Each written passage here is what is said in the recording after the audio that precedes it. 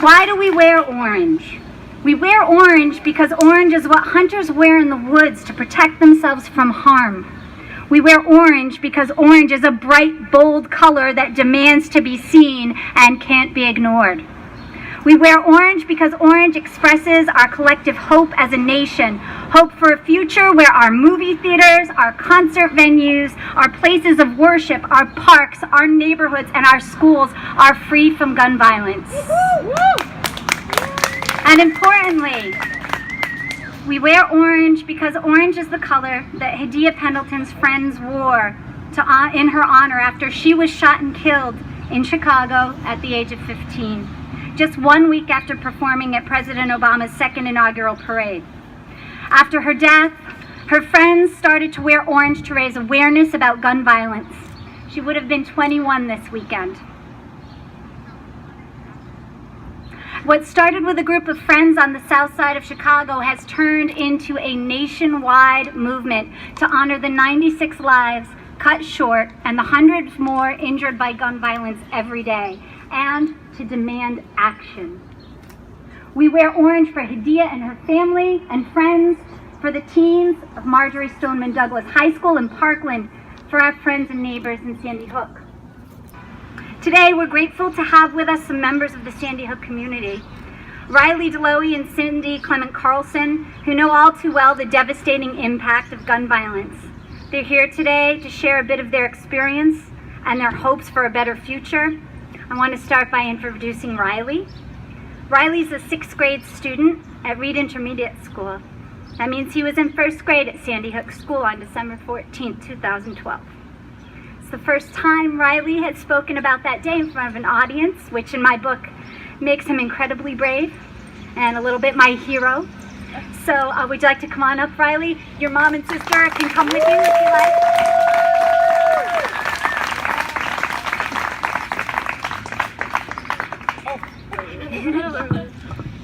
Okay.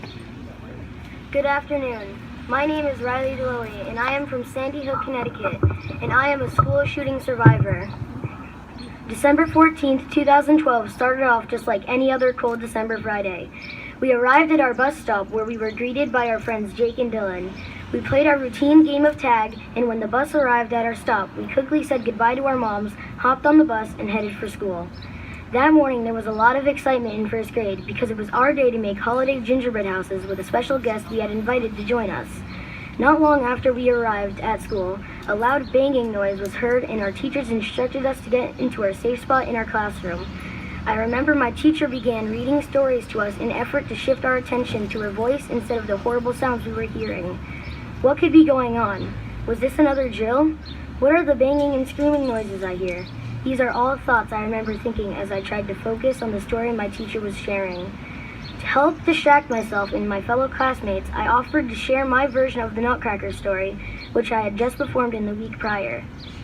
After about maybe the 4th story, the police arrived and they safely escorted us to the nearby firehouse, where I was eventually reunited with my older brother and my cousin, who were also in the school. My mom and my aunt arrived at the firehouse and quickly located all 3 of us.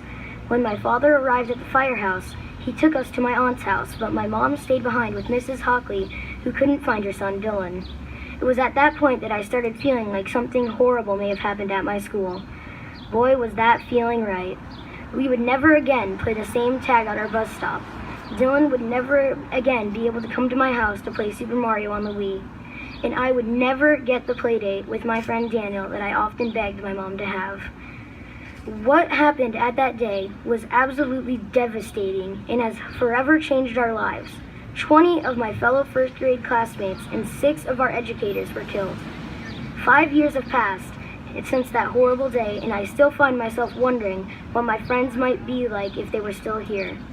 5 years have passed, and our country has done nothing to prevent these shootings from happening. 5 years have passed, and I am older and more aware. I am ready to be heard and ready to do all that I can to demand the change that we all deserve. 5 years have passed, and we still live with the fear that this could happen again. As we know all too well, it can happen anywhere, which is why we need to work together to demand change. We deserve to be safe in our schools, movie theaters, shopping malls, churches, airports, etc. After taking part in the March for Our Lives event in Washington, D.C., I realized how powerful we can be, even though we aren't adults. Students from all over came together for a common cause, and we aren't going to stop until something is done. I came home from the march with a renewed sense of hope and a stronger determination to honor my friends with action. I'm hopeful that together we can end this horrible epidemic that plagues our country. Our time is now. Students, it's up to us to lead the change we so much deserve. School shootings continue to happen in the United States, and Congress is just sitting there, watching it happen, letting it happen. Enough is enough. We have the power to create real change, so our kids don't have to go through what we went through. Now is the time to stand up and let our voices be heard. Thank you.